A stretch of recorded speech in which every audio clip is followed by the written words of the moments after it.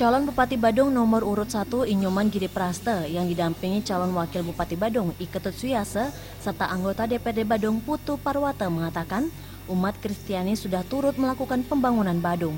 Jadi sudah seharusnya umat Kristiani menerima perhatian khusus. Khusus untuk umat Kristiani di Badung, jika nantinya pasangan Geriasa terpilih, sarana prasarana di kantor Bupati Badung boleh digunakan oleh umat Kristiani. Hal ini sekaligus menunjukkan cikal bakal kerukunan melalui toleransi antar umat beragama sekaligus upaya harmonisasi. Tak hanya itu, pasangan Geriasa juga berkeinginan mengangkat potensi wisata bagi umat Kristiani. Wisata tersebut adalah wisata berziarah di Badung Selatan, yakni makam umat Kristiani di Mumbul, Jimbaran. Nyoman Giri Praste juga mengatakan gereja memiliki 3 fungsi, yakni persekutuan, kesaksian, dan pelayanan. Ketua Panitia Simekrama Umat Kristiani Sedesa Dalung, Canggu, Tibu Beneng, dan Tangep, Wayan Haryono mengatakan di 4 wilayah tersebut umat Kristiani berjumlah sekitar 1.000 orang. Mendengar program yang ditawarkan pasangan Geriasa, dirinya bersama dengan umat Kristiani lainnya sepakat mendukung dan memenangkan pasangan Geriasa untuk menjadi Bupati dan Wakil Badung.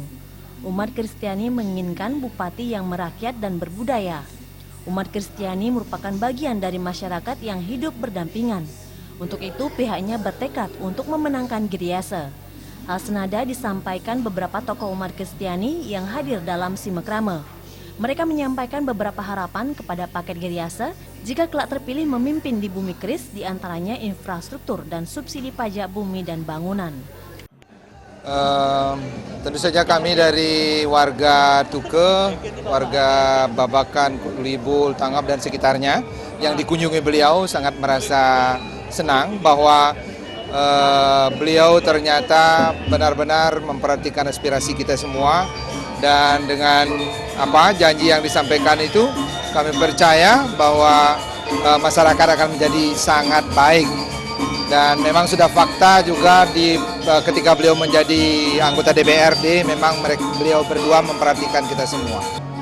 Memberikan perlindungan yang adil kepada masyarakat, baik mayoritas maupun minoritas, tanpa membedakan suku, agama, ras, dan aliran kepercayaan. Dan kami berdoa dan berharap beliau akan dapat terpilih sebagai Bupati dan Wakil Bupati, dan dapat mengemban amanah negara dengan tulus. Sufiatna dan Adi Setiawan, Bali TV.